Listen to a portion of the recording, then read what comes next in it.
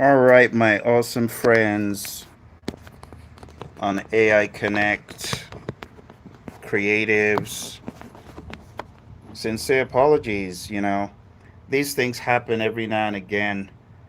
I wanted to perform on the DGX and the Go Keys, but no sooner did I start, things started going crazy. And now it's 103 out here in Arizona, and my equipment just shut down. So I have to come back later when things have cooled down a little bit.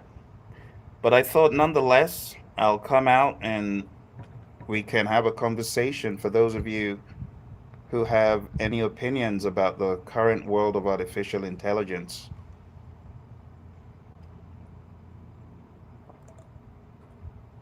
The world of AI is advancing at such a rate that day by day becomes very evident that if you sit idly by and do nothing, you'll just be swallowed up by the wave. People say AI came out of nowhere, but that's not how I see it. I see AI as being like creeping up, edging up on us bit by bit. It started off as a piano and then an automated piano, those piano roll things you put into the piano and you crank it up and it just plays the piano as though someone were there. That was the beginning. And then came the drum machines, right? And then the arranger keyboards, huh, like these ones, right? The arranger keyboards, these arrangers, that's what followed.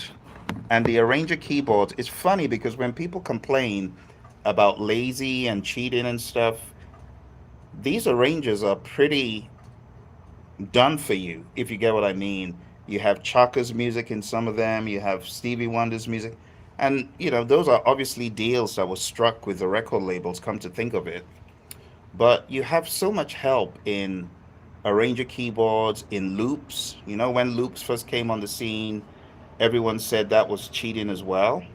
And in my mind, technology has just evolved. It's just changed. It's just been inching and inching. And now, not only is it going to replace a lot of the loops that we used to get, a lot of the music that we used to have to buy, but also a lot of the manpower. That's the sobering thought. And I really don't think it's going to go away. No matter how much people cry and complain and insult each other, it's not going. I mean, the moment it's hit every country in the world, pretty much, that's when you know that no one's going to be able to shut it down. It's like Pandora's box. It's now open. So, what are you going to do? As a musician, what are you going to do? My recommendation for musicians is just set your threshold. In my mind, it will be foolish to do nothing. It will be good to at least be educated on these tools and what they do. And if it's beyond that threshold that you say, no, this is getting way beyond what I'm comfortable with, then you can shut it down at that level. But to just shut it down completely and not be aware of it or not know about it, I think that's not smart for today's musician.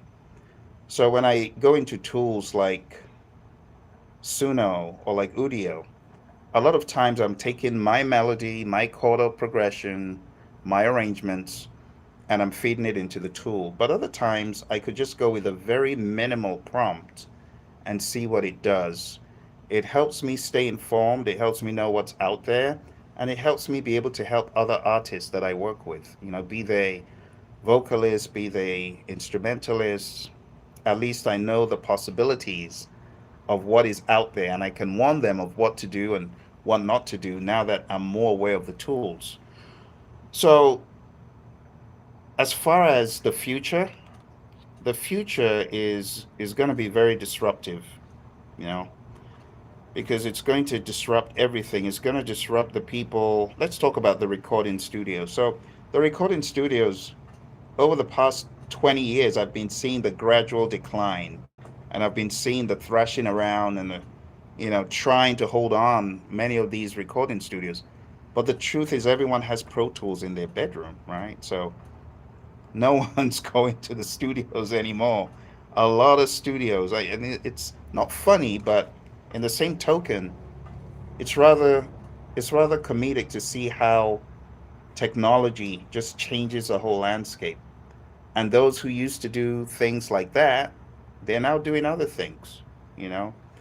So the average artist back in those days, you would book a couple of sessions. You do if you were quick, you'd be able to get it done in one session of 8 hours, maybe 5 tracks.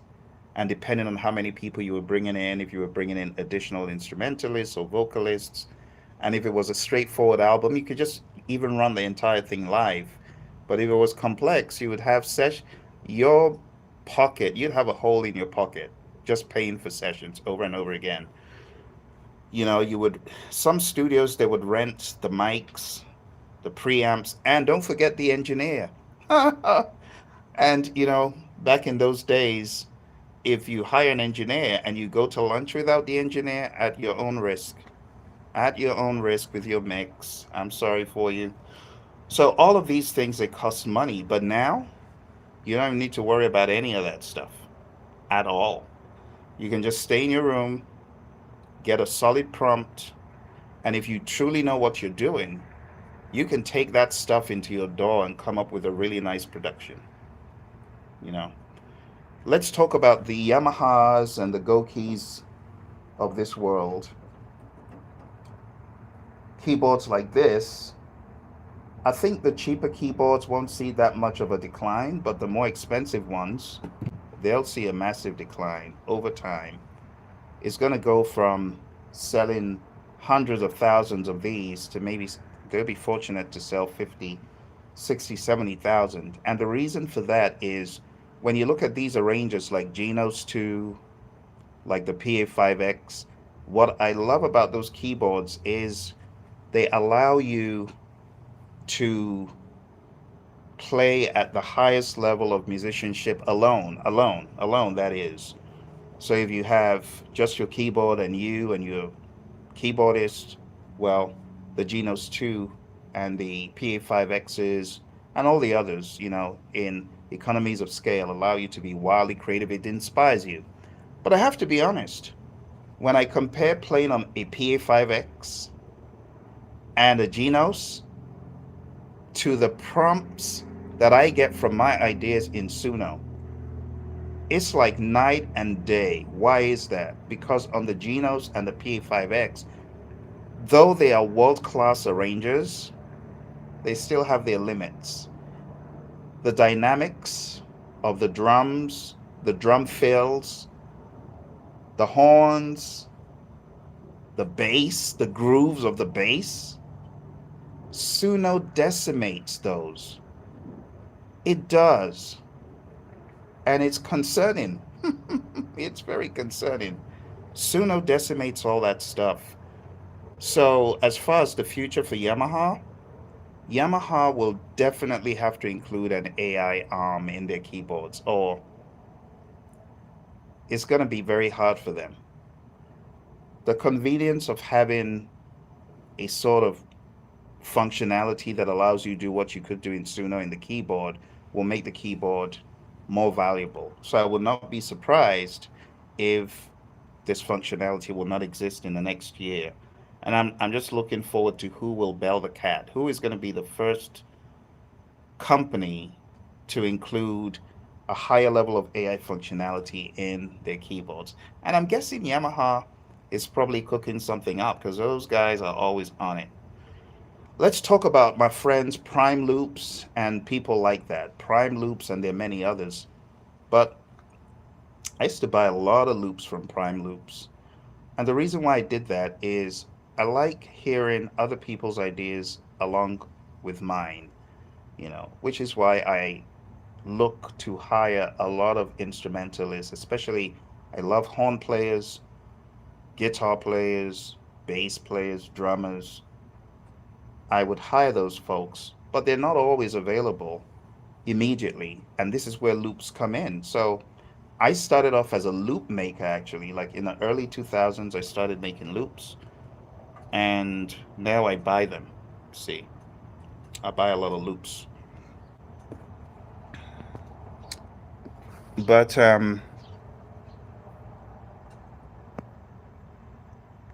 beyond that, talking about the loop world today, static loops, they're going to become less attractive because you can instantly create variations.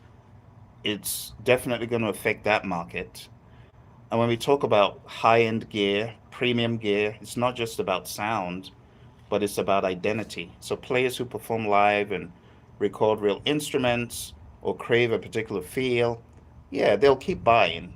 It may not affect the higher end gear market as much because those folks are in it just for the enjoyment and other things. It becomes more about the art and the stagecraft as opposed to basic production needs. Like, why buy a $20,000 guitar except you need to? When would you need to? When that's part of your brand, right? So those people going for the higher end instruments, they're probably, the dedicated few, they'll keep doing that.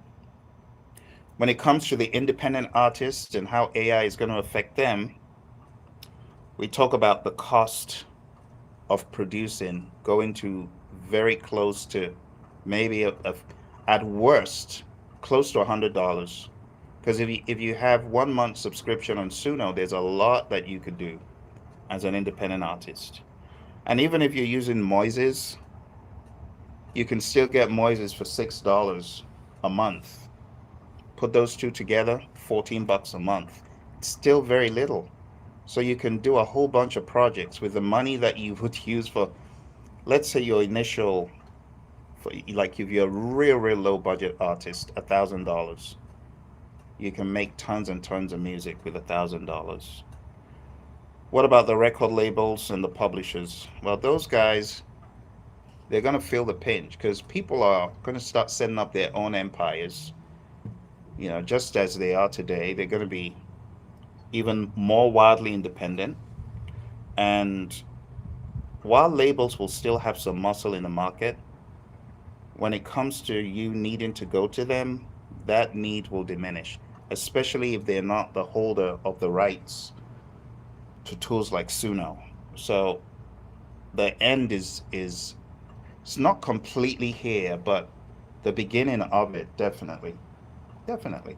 If someone ever told us back in the day that records would go away, you tell them they're crazy. And then when CDs came, and imagine someone saying, "Oh, there'll be a day when you wouldn't need CDs." Say you're crazy. I still need my liner notes. I still need, but how many people even care about the liner notes?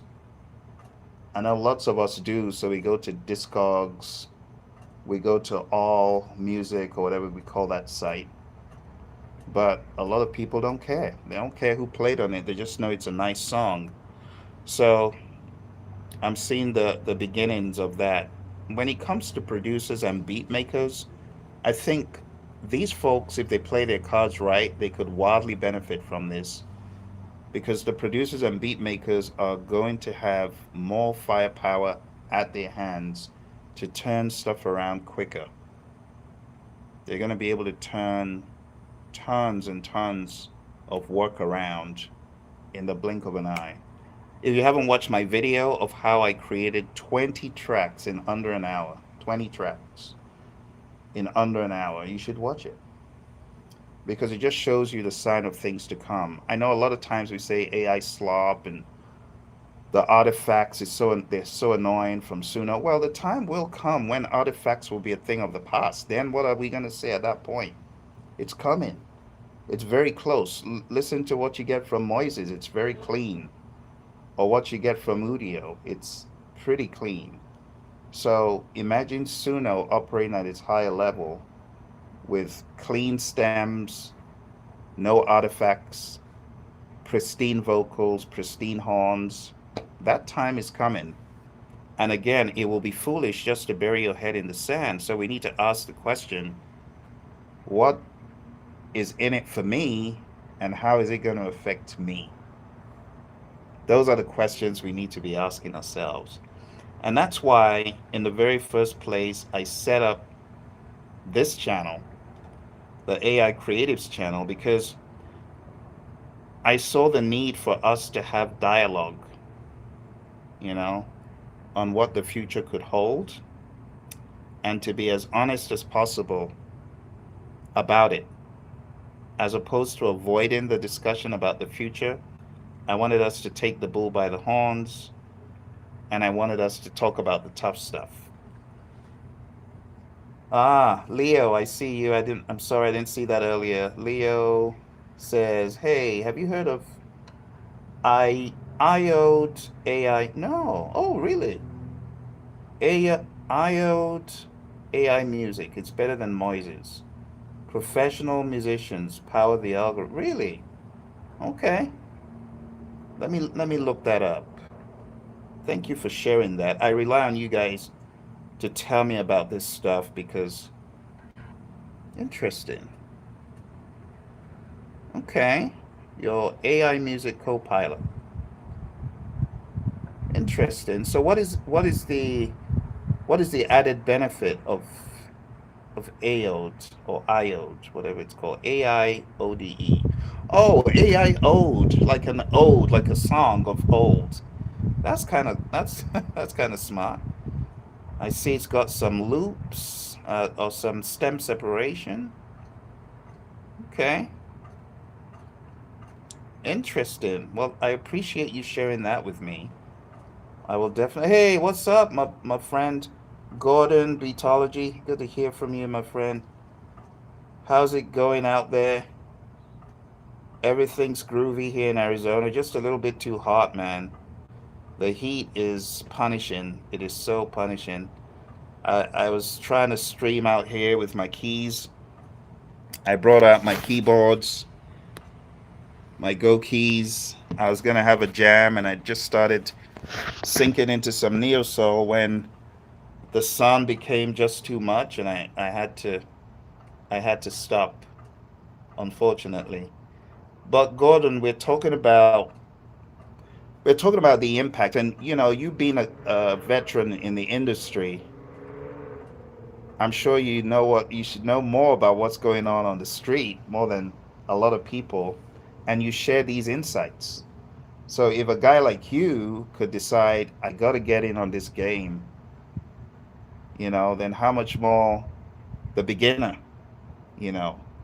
When a guy like you decides, all right, I'm going to find out what's going on in this AI space because you are the beat master. So you tell me, because I was just talking about how AI will likely affect beat makers and producers like yourself. And while there will always be a dedicated following, because, some vocalists, they got no clue about anything studio. They just know, invite me to sing and I can sing. And there's some that do have an idea, but there's a lot that still don't. They don't know a C major from an F minor, but they're able to sing the life out of any session, in a good way. So let me know what you're thinking, Gordon. Ah, okay. So Beatology says, can you please do a video about what ways we can use our plugins or applications? Oh yeah, absolutely. I actually have some additional ideas. So I just showed you one, but I know that there are other plugins that can do a better job. And you know what I noticed, Gordon? I noticed that when you are generating music from SUNO, it's probably better to experiment by getting the stems from maybe Moises or some other tool, because the stem separation from SUNO, from your own SUNO generated music, isn't that great. It's quite poor, to be honest. So maybe doing that will cut down on some of the noise. But then again, some of these plugins, gates, some noise reduction techniques and compression techniques, they can help as well. Um, so that will be an interesting one to cover. Thank you for the suggestion. Absolutely. Absolutely. Yeah. So I have just a few left on my list to talk about. So live performance and touring, AI ain't gonna touch that. I'm like almost 100% sure it is actually going to increase. By the time people who are the diehard fans get so fed up of everything just being AI, I think it's going to drive more people to go to live concerts. I mean, there's nothing like being in a live concert with good music. So, live shows, they're the most reliant on us as humans to be human, right? And it will probably be the most resilient of all because people go to concerts to network, to have fun, to be social, and to feel human. So, anyone who really wants to do good in the music industry, just begin thinking about touring. When it comes to film, similar to what you were talking about, Gordon, a few weeks ago, you said no one in TV or film, literally no one wants to touch any AI created stuff with all these lawsuits flying about. That's actually a very good answer to that question of how will AI affect the composer, the film score composer, film music, TV. It probably won't touch it for some time to come, but as things begin clearing up, it's going to become extremely inexpensive. I feel it will probably touch the indie market first. The indie films will be first to jump out at it because they're the little guy, and they take risks, so they probably wouldn't worry all that about using some hybrid, half human, half AI generated stuff at first, and then maybe even the full on AI generated stuff. Legal and licensing, that's going to be fun. There's going to be a growing demand for new contracts that spell out data sources, that spell out rights and revenue splits, so we can expect to see more of that kind of stuff. And if you're a creator, well, just as much as possible, what I try to do is use my own original ideas, and I have them all cataloged. So a lot of what I would spit out of Suno, I actually start with either a vocal or keyboard performance or some already pre-released information that I bring in to get the output that I do. All right. So, in conclusion, when we take a look at the big picture, it's not the end of music, you know. It's just a reset of inputs and margins. And the winners are not going to be defined by the gear. They're going to be defined by clarity. Who are you as a musician? Who are you as a producer? Who are you as an instrumentalist? Who are you as an executive producer? Who are you as an A&R person? And what is your overarching philosophy? If your overarching philosophy is the human will always come out on top if they operate in ethics, honesty, sincerity, and empathy, that will be the right perspective. But the perspective of insulting everyone who is dabbling into AI and cursing them out and saying they're going to ruin the industry, that is the infantile approach to insult people to comply with what you think. Just because you think AI is the devil doesn't mean we all have to agree that AI is the devil. Even if the people who think AI is not the devil need to find out it is, it's not going to be by forcing your own viewpoint. That's what a lot of the anti AI police, the people who hate AI in music, that's their narrative. They want to force you, they want to shame you into not using AI. And it's just dumb because we've seen this happen all throughout the ages. We saw it with the horse and buggy being taken away and cars replacing. We saw this with the trains. We saw this with TV. We saw this with cinema. We saw it with Pro Tools.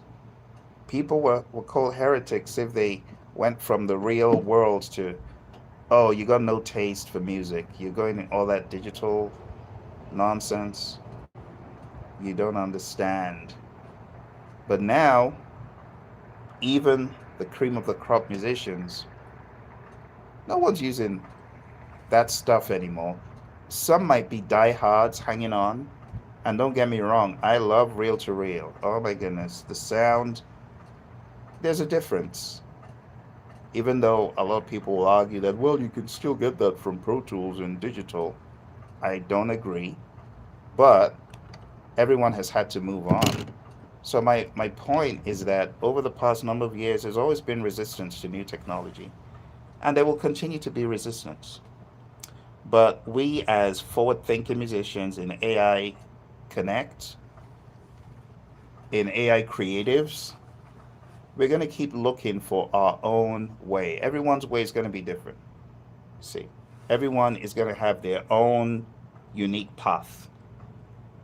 Just like the experienced musician such as Beatology, he's going to have his own path. Yeah. Beatology says, I hope they get over it. That way have I can have Suno built into Logic. Absolutely. Yeah. It's inevitable. It's inevitable. These things, they are going to come into the door. Some of them are already in the door. And I don't mean DOOR, I mean DAW.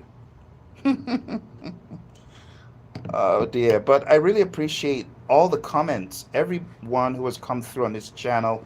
Dennis was on a few hours, 1 hour ago, and unfortunately, my audio was messing up because my phone was protesting about the heat. But everyone who has come through on this channel, whether you've shared an opposing view or whether you've shared a congruent view or just a brand new view, I really appreciate it. Don't stop the comments. Keep them coming because the more we have this dialogue, the more we're going to learn from each other. We're going to learn different philosophies. Sometimes someone else's philosophy could help. And I've had lots of mind turning moments as a result of the comments you folks put out. Just letting me know, hey, Phil, have you seen this? Or have you heard of this? Or did you know about this? Just like our friend on this call talked about AI Ode. Am I pronouncing it right? AI Ode, AODES, whatever it is. So, Leo, I appreciate you sharing that. And everyone else who's come through today, I apologize for the very poor audio and video at first. I will definitely be back later on. You can see the equipment is all here. It's just waiting to be used after this crazy sun gives us some relief here. All right. I saw you, Gordon. I'm really excited for you, man. Well done. You didn't waste time on that, man. You were on it. You were on it like Quicksilver from the X-Men. And I was really excited to see you doing it. So how's that working for you, man? Is it working good? I hope enough people are coming through. Yeah. The trick with the OBS 24/7 channel thing is to don't relent. Just keep it coming, and then I don't know if your record label will let you play your old stuff, but you can play a combination of old stuff and new stuff. But if you are going to get flagged, then I would advise you to I'd advise you not to play your old stuff. Yeah, exactly. You see, that's what I'm talking about. Your old stuff, those crazy, well, again, they're looking out for you, so I shouldn't curse them. They're, they're looking out for you. Yeah. I've received copyright claims on my own music as well. And when that happens, well, that's why you have Suno to create new. Have you tried any remixes of your beats in Suno? I don't even know if your record label will let you do that. But, depending on the arrangement, if you're still independent and you have the right, then it would be very interesting because I put so many of my compositions into Suno, and I don't get bogged down by, well, they're going to use it for training data, training data. I don't care.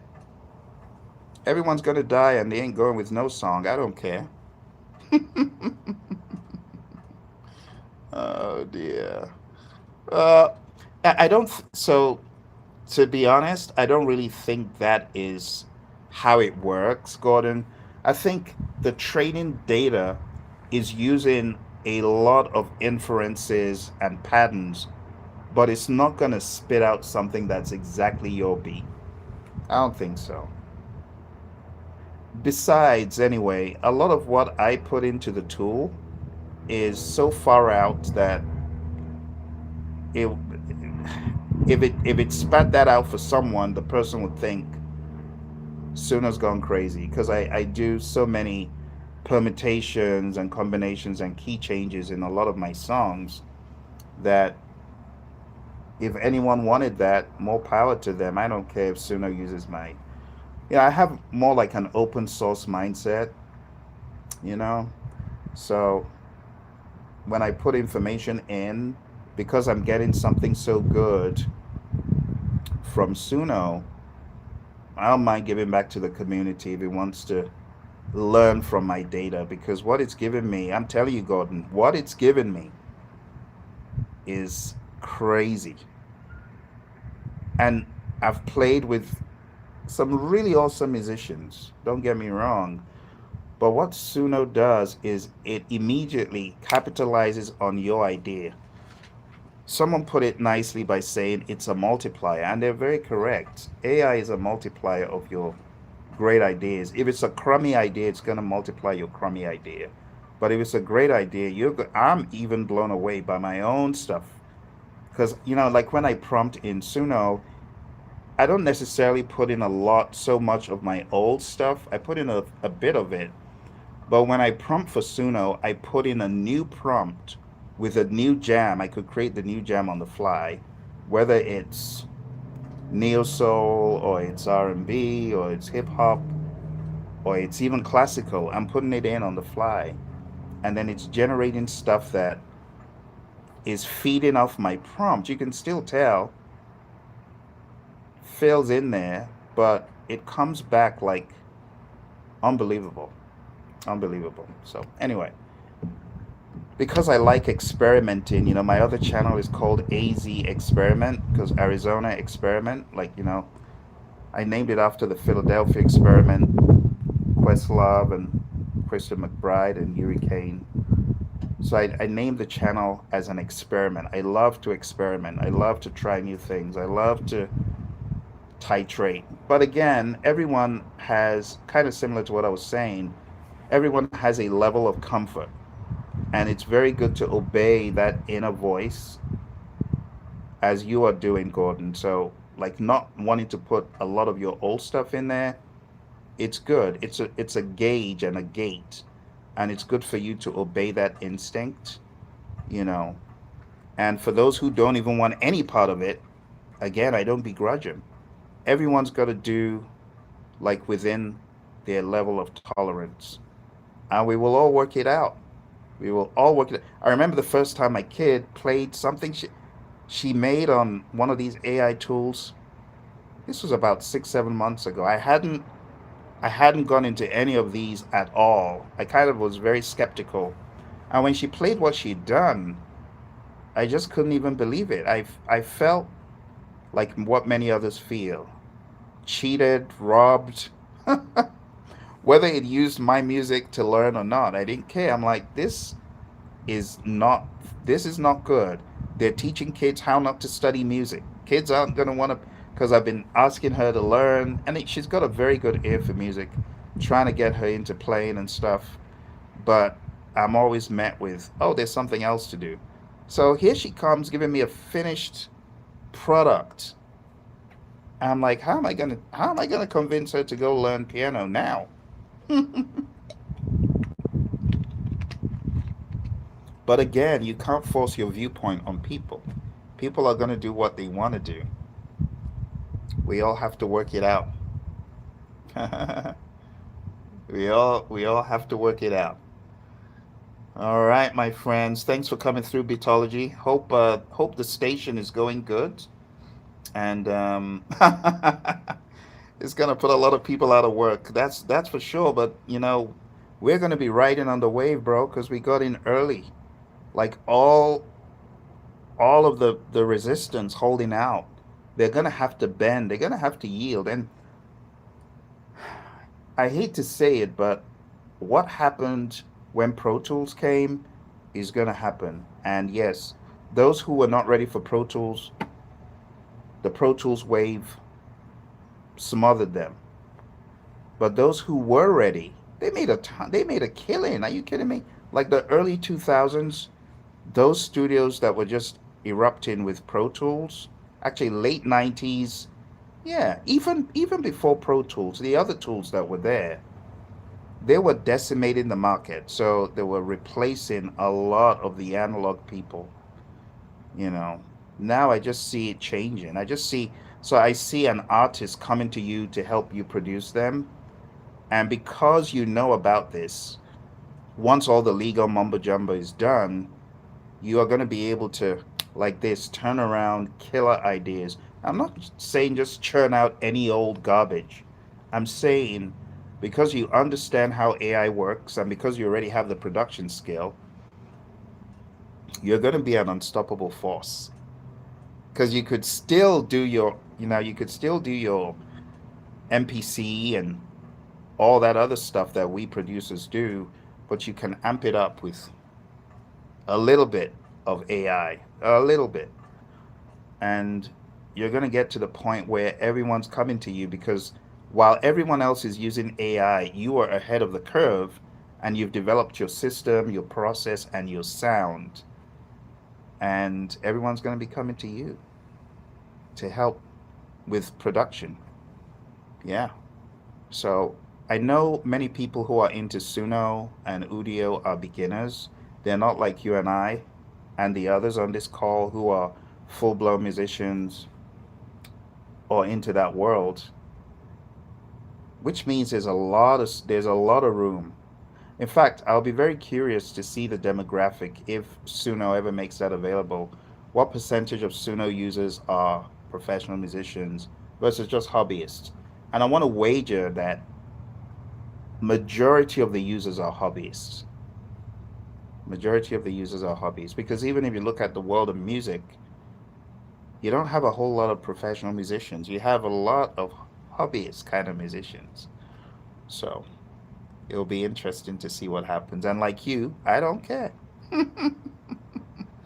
I don't care either. Yeah, it's too good to be true. Yeah, that is sick, man. It is. And honestly, I think when you have the kind of talents and abilities that you have, everyone else is everyone else that doesn't have that, they're up against like a 10x competition.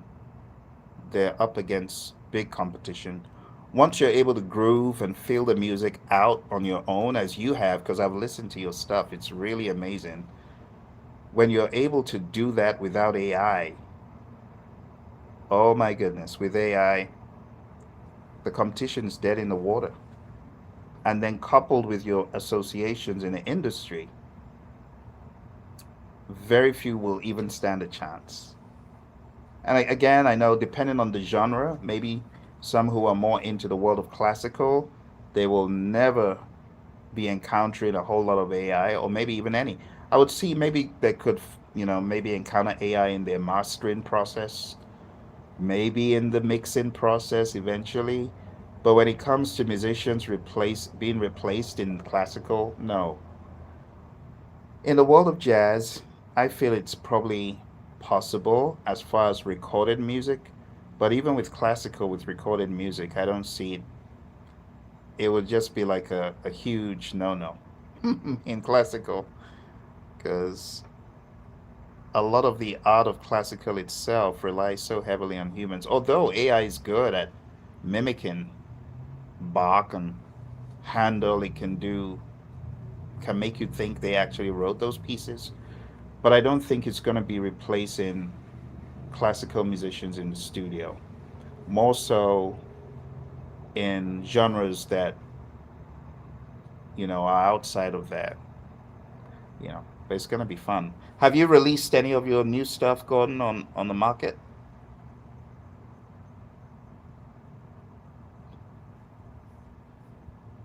Appreciate you, man. I appreciate it. So, you said right now you think the quality is where I should put it at.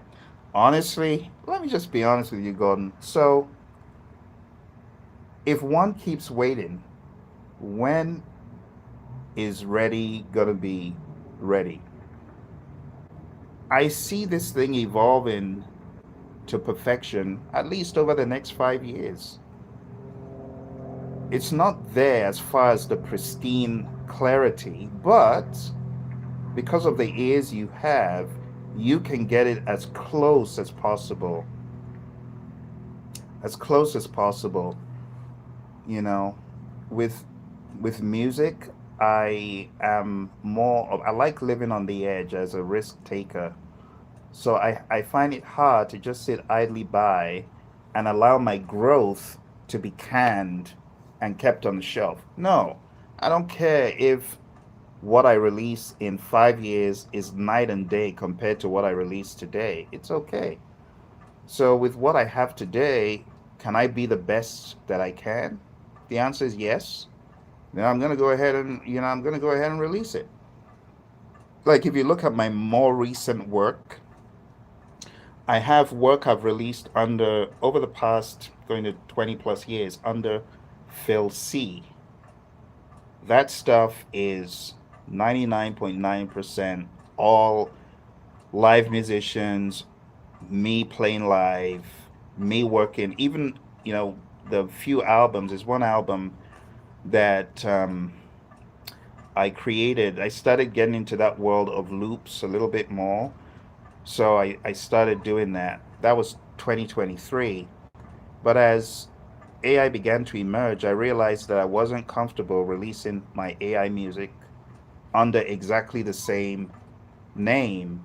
So I decided to release it under a different name, still associated with Phil C, but more Phil the Creator than Phil C, because when people look at Phil the Creator, they can know, oh, so this is more of his AI stuff. Even though I've played hybrid on a lot of the jams, but the moment it's I just bucketize it as that. So as DJ Stealth, you could create, and other people have done this as well. Maybe as opposed to using the name that people know you by, you can release it as something associated or related to that. So I know you go by Beatology, but you also go by DJ Stealth. It really depends on how you want to compartmentalize it. But it will be sad, personally, bro. It will be sad for you to have all these bangers, all these hits, and you're not releasing them because there's a little bit left of perfection. I'd say just go ahead and do it, man. You only live once. What people are going to care about is the groove. Does it groove? Does it move? Does it hit? Is there flow? You know, think about the early day recordings of Biggie on the street. People don't care that he was on the street corner. They're just like, wow, look at the flow from this kid. So people don't really care as much. They're not as fussy as we are. We get really, really fussy about sound and clarity and is it pristine? And the average listener on the street is a kid that doesn't even care, you know. So, okay, that's cool. Oh dear. Yeah, 20 great songs is a good target. I was targeting 20 songs as a minimum, and I think this is me who would release an album with five, but because AI has spoiled me, I wanted more. But last week I just decided, no, I'm gonna do 14, not 20. So it was a kind of cop out. It's funny, you and I are thinking the same. I wanted 20 full songs before I came out with the release I did last week. But I've been doing a lot of singles. So on my other Spotify profile, I have over 40 singles and 5 albums. So I'm used to releasing a lot of singles. I would say don't hold it too much. Let the world feel your brilliance and the other side of you. Don't hold on for too long because if it's not in the immediate horizon, you don't want to say, "Oh, I wish I had come up with this stuff like earlier." Like a lot of the songs that I would have released 30 years ago, I'm releasing them now, and it's if it's liberating. It's liberating. I think we who are older in the game, we should take more risk, calculated risks. You know. Yeah. Yeah. Oh my goodness, 300 unreleased songs. Wow. Wow. Wow. That is commendable. That is commendable. That is really commendable. I wish you would put some of them out there when you begin to. Definitely let me know. I'd like to listen. I'd like to, get a feel for from how you're experimenting with AI. Yeah. So why don't you do that, man? Just put out one single. Put out one single a month. Even like if nothing else, one single. If it's ready, if it's done, if you've been able to augment it by, putting in some vocals or whatever you want to do, why not? Put it out, man. Put it out, put it out. That's what I would recommend. As opposed to just sitting idly by. The time factor is also important, Gordon. You gotta give people that time and ramp up space to warm up to your new stuff. They gotta warm up to the idea of you creating new hybrid stuff. So the sooner the better is what I would recommend. Yeah. No, I'm not even selling my beats anymore. So I stopped selling my beats and stuff in, I believe it was 2007 or 8. That's when I stopped selling beats. Yeah.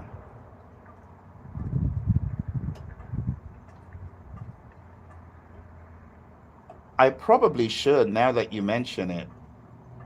I'll check that out. Yeah, I probably should. I've just been so focused on creating full blown jams, but I can create some crazy beats in Suno because what I do is I take what I've programmed, I put it in, and Suno, I don't even know. When people say that Suno is taken from, it's stealing, a lot of people are misinformed because what Suno has delivered to me in a lot of my tracks, I have not heard on anyone else's albums at all. And it's because of the uniqueness of the prompts that I give it. So you bring up a very good idea. I should probably consider uh, maybe putting out some beats. I'll decide. All in time. Yeah. All right, Beatology and all of my other awesome friends, I appreciate you. Keep putting in some ideas for the community. Let people know what you're thinking. Don't think alone. Please, let's know what you're thinking and let's bounce it off each other. And let's get to a point of comfort and let's bounce things off each other. Iron sharpens iron, as it says. All right. Thank you, Gordon. You take care. Everyone, love you folks. Take care. Bye for now.